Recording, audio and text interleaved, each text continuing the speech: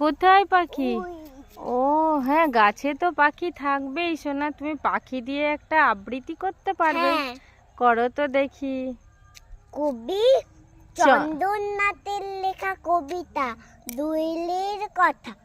ছোট্ট একটা চারা মাটির উপর যেই দাঁড়াবি, ব্যস্ত হবে পারা।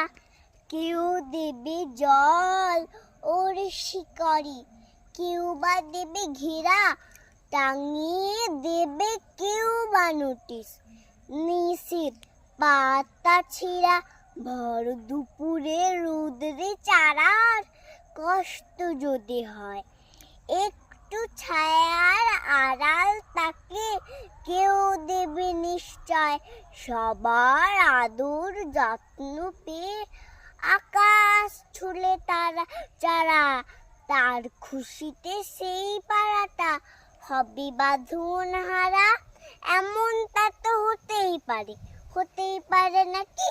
রোজ বলে যাই সেই কথা, তাই ভোরের দোয়েল পাখি নমস্কার। রিয়া বাবা, দারুণ হয়েছে, এক্সিলেন্ট হয়েছে।